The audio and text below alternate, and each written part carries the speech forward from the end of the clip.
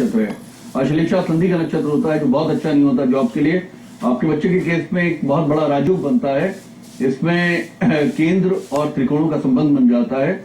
इसके अंदर ये कहा जाता है कि इसमें जो सिंह लगन या कर्क लगन के जातक होते हैं उनमें मंगल बहुत राजयोगाकारी होते हैं, क्योंकि इसमें कहा गया है कि केंद्र त्रिकोणपति है, संबंधेन परस्परम इतरेर प्रसक्ताश्चेत विशेष फलदायको, यानी कि विशेष फल को देने वाले मंगल है इसकी कुंडली में और बहुत अच्छे बैठे हुए हैं। यानी कि अगर इस बच्चे को एडमिनिस्ट्रेटिव जॉब या गवर्नमेंट का जॉब मिलने का अच्छा योग बनता है।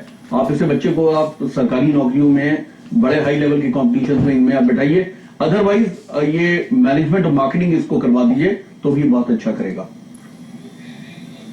नैनीताल से हमारे साथ एक दर्शक जुड़ गए हैं। हेलो सर, नमस्ते। नमस्ते जी, कौन सा बोल रहे हैं? सर मैं अनूप बोल रहा हूँ। हाँ अनूप बोलिए आप। सर मेरी डेट ऑफ बर्थ। हेलो हाँ बोलिए बोलिए। मेरी डेट ऑफ बर्थ है 13 फरवरी जी 1984। 1984। टाइम सुबह सर 7:30 बजे का। जी। Place of birth? Sir place है टेहरी। प्लेस है दिल्ली। THR। उत्तरांचल तेहरी, ठीक है। क्या पूछना चाहते हैं? सर मैं जॉब्स के बारे में पूछना चाहता हूँ, गवर्नमेंट जॉब। जी देखिए, आप कुंभ लग्न के जातक हैं और आपका चंद्रमा आपका मिथुन का है, यानी मिथुन राशि आपकी मृगशिरा नक्षत्र है, यानी मंगल का नक्षत्र है।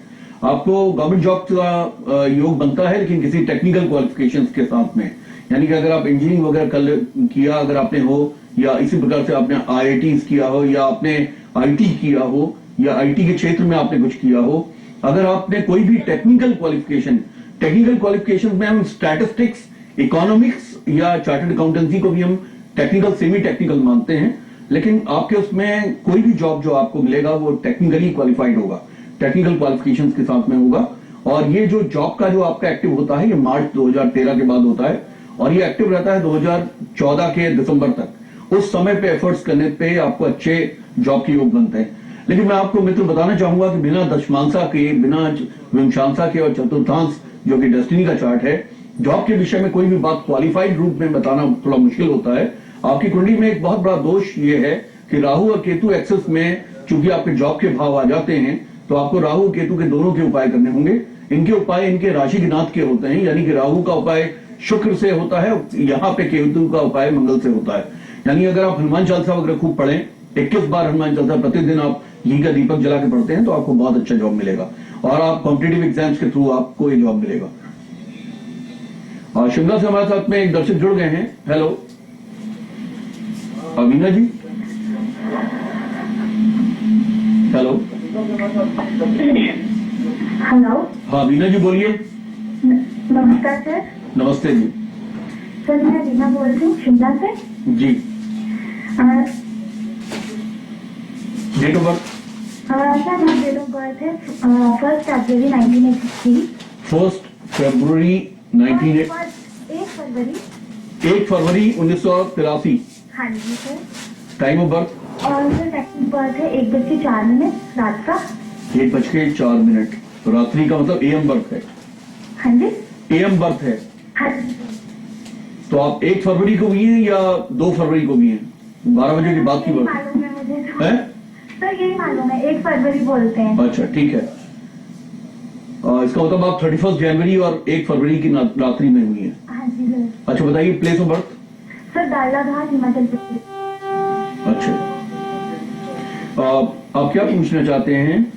सर मैं ये पूछना चाहती हूँ कि अभी मेरी शादी हुई है तो स्टेबिलिटी का क्या है लाइफ में, मतलब कोई स्टेबिलिटी नहीं है, सब कुछ है। जी। आप ये जानना चाहती हैं कि आपका विवाह कैसा रहेगा, यही जानना चाहती हैं? विवाह कैसा रहेगा और आगे मतलब लाइफ में हस्बैंड के साथ और जॉब वगैरह या बिजनेस में ज्यादा स्कोप है तो। ठीक है मैं समझ गया। तो कि आप जातिका हैं और आप सिंह राशि है आपकी, उत्तरा फागनी नक्षत्र है सूर्य का, यानी बहुत अच्छा नक्षत्र है और केंद्र बल सूर्य और शनि ग्रहों मिला है, यानी कि आपको या आपके पति को दोनों में से एक को गवर्नमेंट जॉब का अच्छा योग बनता है। पहली बात तो थोड़ा सा प्रयत्न करने पे सब मिलेगा, क्योंकि जो 3rd हाउस है वो गुरु का स्थान है और गुरु बहुत अच्छे बैठे हुए हैं। इसमें इस कुंडली के अंदर में राहु की महादशा आपकी चल रही है, और जहां तक कि विवाह का आपने प्रश्न पूछा, विवाह के जो स्वामी हैं मंगल हैं वो आपके पंचम भाव में बैठे हुए हैं। नॉर्मली सप्तम और पंचम का जब भी कभी संबंध होता है तो ऐसे व्यक्ति का प्रेम विवाह होता है, या उसका विवाह ऐसे जातक से होता है जो उसको जो नून सर्कल से निकल के आता है। इसमें थोड़ा सा इस कुंडली के अंदर कमी क्या हो जाती है कि शनि जो है लगन पे बैठ के और विवाह भाव को नीच की दृष्टि से देखते हैं।